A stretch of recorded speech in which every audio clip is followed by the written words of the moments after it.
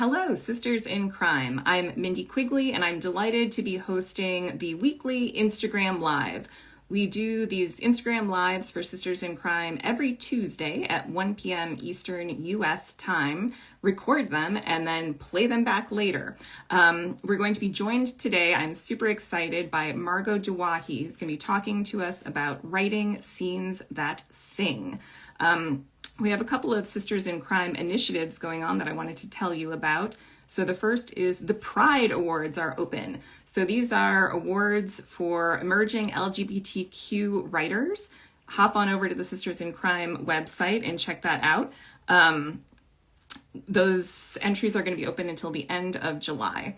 Also happening in July, throughout July, we have our Summer Scrawl. And this is a great way to jumpstart your writing. So if you're starting a new project or just need some accountability, the Summer Scrawl sessions will give you that motivation, accountability, camaraderie as you work through those projects during this sticky part of summer. You can join Sisters in Crime now until the end of the year with the discount code SUMMER26. And that will give you the low price of only $30 until the end of this year.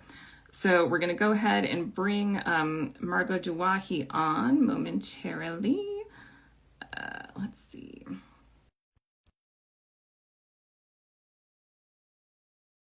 And I'm really excited to talk with her about scene work because this is something that, hey! It worked. We got this. I'm so happy. So nice to be with you here today. Great to see you, Mindy. Would it be all right if I very briefly introduce you? Absolutely. Yes, please. Okay, so Margot Douaihy is the USA Today best-selling author of the Sister Holiday Mysteries, and these are about an extremely quirky, extremely badass nun who's a sleuth. And they have been praised everywhere from the New York Times to the Times of London to right here, right now on this Instagram Live by yours truly, because it's a very, very cool series, extremely well written, and the characters are unforgettable. Margot is also a poet and professor, and I need to point out that you have very cool hair that I have always admired. Oh, well, I mean, likewise. Thank you. It's just good to see you. I love getting together with the Sisters in Crime.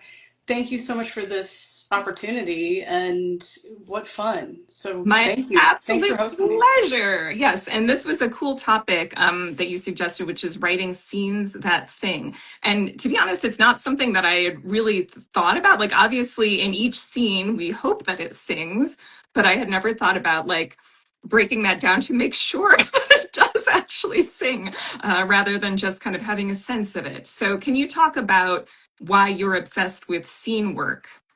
I am a scene devotee. I love scene work. Scenes come in every variety, of course. It's not just the action scene where we're detonating the bomb or the frizz-on scene in a more romantic B plot or C plot. Scenes are the micro of the macro. They're the building blocks. And everybody has a different approach. For each book can even call for a different approach. Tana French, in the latest, in her incredible Cal Hooper trilogy, some of her scenes are like 30 pages long and they are perfect. So it depends on what you want to do with your scene, but I always like to start with that question, what's the scene goal? Where do we take our characters and why?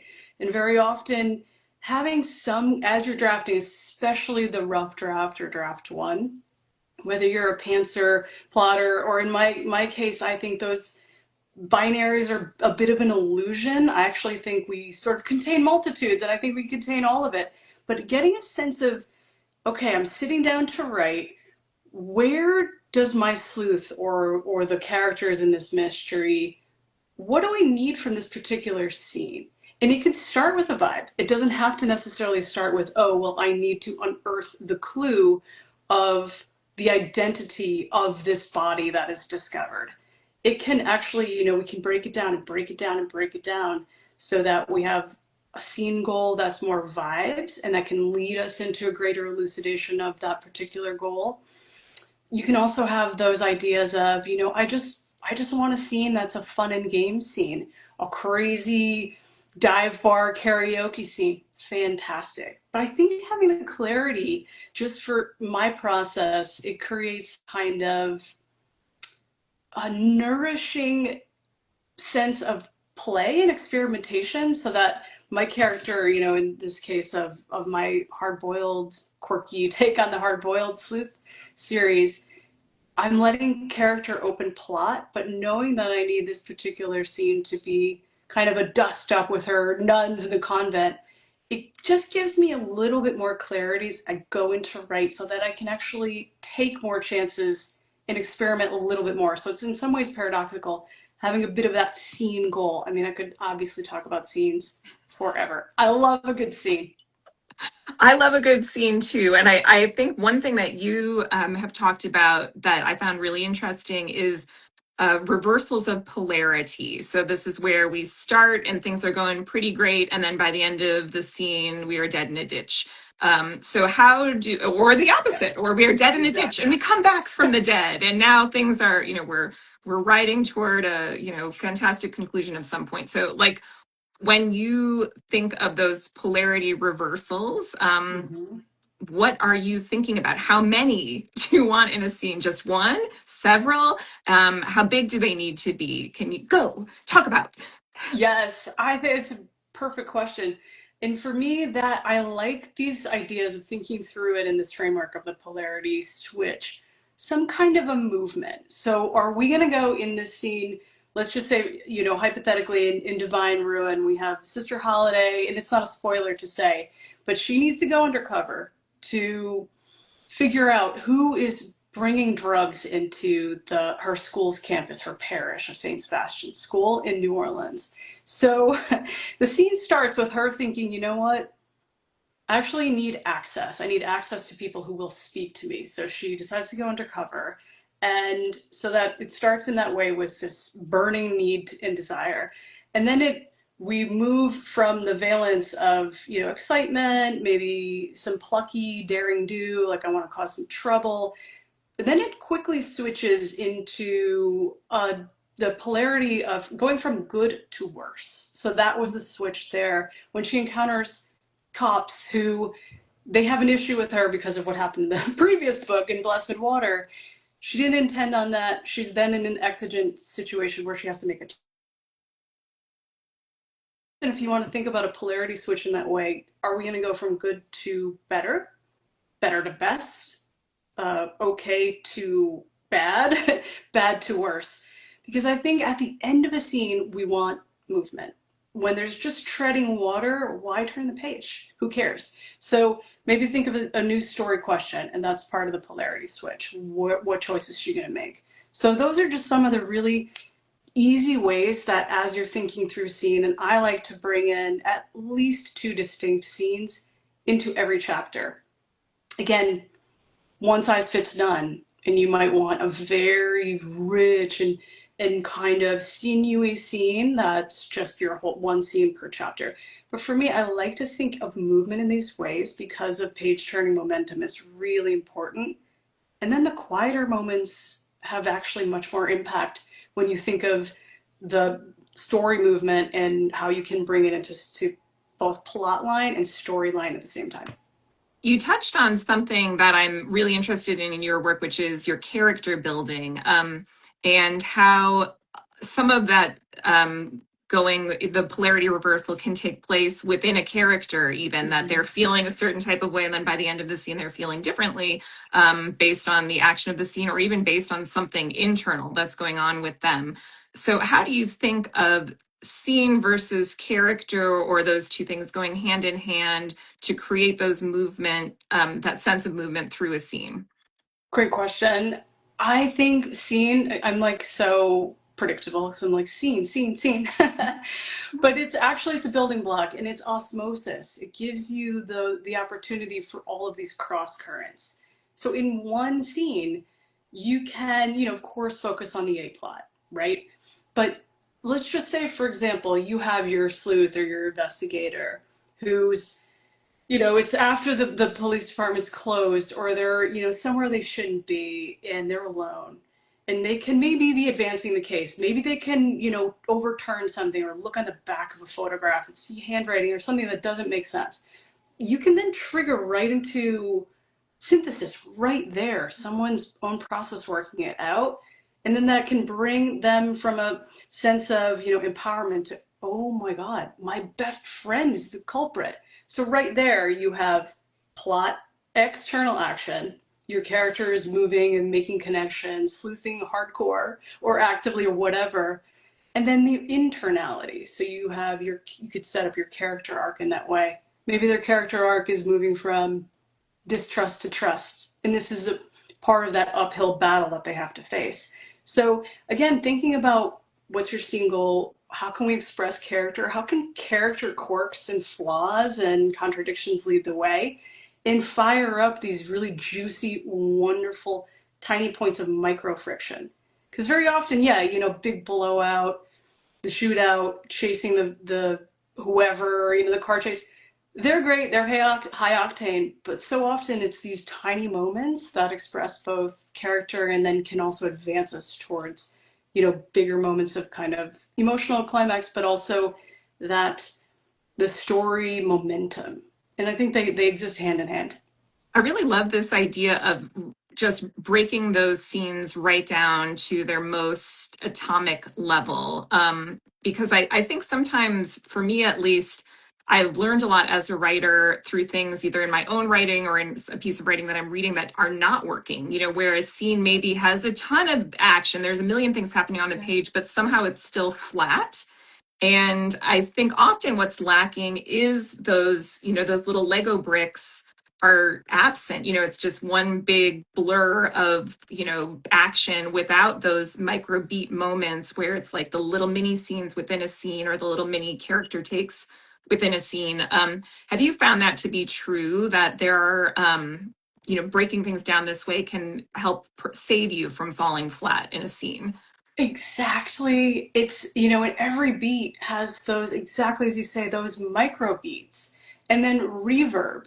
So every choice your character makes to not log the evidence, to make a phone call they shouldn't have made, or to be brave and face the thing that they have to face. There's going to be these cascades and these ripple effects from the choices they make in the narrative space and time. So breaking them down, again, it might seem like clinical, but it's the exact opposite, because if you're holding that space with your characters in the scene, whatever it is, a courtroom, wherever your mystery is taking you, putting yourself in the shoes of the character, going into that, what's the beat? So obviously, where are we in scene, early scene, mid scene? Is there going to be a little reversal, a choice point? Whatever it is, think of that beat as the cause and effect, like that little micro cycle of causality. And then where does it go? So then where does the scene kind of lead the character? And then, of course, I love to think of scene variety. So a couple of wonderful thinkers, Paula Meunier, who has this great book, Plot Perfect, Meander, Spiral, Explode by Jane Allison, talk a lot about plot and structure as materiality for us to play with. But think of your scenes in terms of the variety too. So maybe you have, scene, she's going from bad to worse, bad to worse, bad to worse. That's actually going to read like a bit of a flat line as you see the scenes together. So start thinking about scene variation and giving, and this is a key component of the book, craft book, Plot Perfect by Paula. If you were to assign a positive or negative charge, or a positive and negative charge to your scenes, let's just say 2 scenes per chapter, chapters 1 through 5, you got 10 scenes. Is it like plus, plus, plus, plus, or is it negative? What does it look like? So then you can start to zoom out and think, all right, now we need a little less choice. We need a little more quiet. We need a little bit more friction or fire. And it's just so much fun to kind of zoom out in that way and then get back into the clay that we want to mold. That's actually something I love about writing in the cozy culinary format, because I often, I have to put food in there, and they're not going to be eating while there's a gunfight going on. So, it forces you to have that beat of, the friendship, the sifting through clues in a quiet moment while enjoying a pastry. And I think certain genres really lend themselves to those beats. But as you start writing, like you say, this is a great thing. And I love that idea of just assigning each thing a plus and a minus, or some value, other kind of value that you can see. Okay, well, we've got a lot of two character dialogue scenes happening. Mm-hmm. Let's bring some other folks in and get a bigger cast on the page. For these scenes. Speaking of bigger casts, your books have been optioned for film, which is very exciting. Very exciting. So one thing that I think is interesting about your work is that it works extremely well on the page. And as I said, I'm a huge fan of just your writing on the word and sentence level. It's so playful, it's so interesting. But when it goes to film, all of that's gonna be stripped away. You just get those few little witty bits of dialogue, but a lot of that is going to be stripped away in favor of visually what's on the page. Which I think, again, kind of comes back to scene. So when you think about your work being optioned for film, is there anything that you have felt has lent itself to being more cinematic in that way? That's a great question. I wish I could say yes, but I'm so I'm always still so helplessly kind of following my characters in so many ways that even for the smaller micro dexterity that I have in terms of thinking even about characters like emotional moment to moment fluctuations and changes, I just don't think in that way only because I have weirdly I it's a very sensory driven experience, and I think to have an idea of what would work on the screen is just like it's just not how my brain works. In different ways it's almost like stepping into someone's nonlinear dreamscape or like oniric kind of fever dream. For me that's more of how I actually think of it, where it's this immersive like stepping into someone's skin in a way. So I think for me, it's rather than what might translate really well, because I do think there is that expansion in a novel. And even when we're talking about something like the building block I've seen, it's the cross currents of senses, it's story time versus summary, like scene versus summary, or, meditation even, or kind of some of those lyrical ruminations. So for me, it's less about, I guess, that type of translation to what might seem or look cinematic in a way, and more about what I think feels inevitable in terms of like a memorable moment.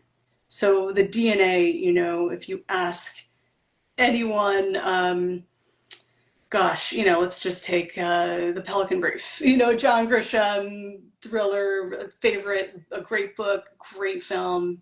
Love me some Julia Roberts, 90s movies. Yeah. Mm-hmm. If you ask 10 people, like, give us, one scene that stays with you. I mean, we're going to get the car, the not going on, and the car explosion, which is in so many ways the inciting incident. For me, I think about that. That's what I think about memorable moments that are very often weird and Yeah. textured. They can have just even one strange little texture that insinuates into both the mind and the heart and the senses. So that's more how I think about it. And scene gives us those tools to bring us into that weird, almost inevitable space for a character. I love hearing about the way that other people experience both writing and reading. And it's fascinating to me that some people really are, as they're writing or reading, are picturing these things very clearly and vividly in their mind, whereas other people are feeling them in their soul. And other people are just reading the words on the page and translating those into their literal meaning and making a story out of it. There are all sorts of different experiences. And even within the same person, as you said, we contain multitudes, and it's possible to experience different bits of writing in different ways. But that's very cool to me to hear how you experience writing from that kind of like inhabiting, like taking on the skin of your character and living that experience. It can get a little dicey when, she's in a bar fight or in church, chanting louds or vespers or something. It's very discovery led for me. Do you have any final words of wisdom for our viewers about scene work? Think of what absolutely jazzes you up about a scene you love. Maybe it's, yeah, something that just without thinking too hard. And then follow that joy, that passion and curiosity, and what actually keeps something continually alive even 10 years after you've read it or seen it, in terms of the screen adaptation. Because that it gives us information about what magnetizes us as artists, and then to play with it, continue to experiment, try something brand new, right against the grain in a way. If you and then also I love the counterfactual. I love a counter argument. Very often, if I'm thinking, oh, I want to write a scene in which the brother and sister, the scene goal is to get into a fight. Well, actually, what if the scene goal is for them to have a tiny repair rather than a Mhm. rupture? And it helps me prevent my own self from being too agenda driven. Even though I'll share with you, this is from Blessed Water. I'm a big visualizer in terms of my world of like planning and all the things I do, ecosystems of metaphor and symbolism and structure, as well as the kind of broad brush sketches for chapters and scenes. So, but even with all of that, improvisation, letting the characters lead, letting them kind of take us where we want to take them, and then that translates to the reader. And of course, I draft like literally a billion times. I draft at least every book at least 10 times. But that I think is really sort of, yeah, it's a high octane fuel for process and just continue to have fun. Well, I've absolutely loved talking with you today. I appreciate you sharing your own version of a murder board, which I've never quite seen that scroll version with drawings and different things. So that's like a fun little insight into your process and into your mind. But thank you so much for sharing your wisdom about scene work today. And if folks have questions for Margot, you can pop those in the comments because we will get to those after the fact. Thanks to those who joined us live, and we will see you same time next week. Thanks so much, Margot. Thank you so much, Mindy, and thanks everyone. All right, Happy take reading care. and writing. Bye. Bye.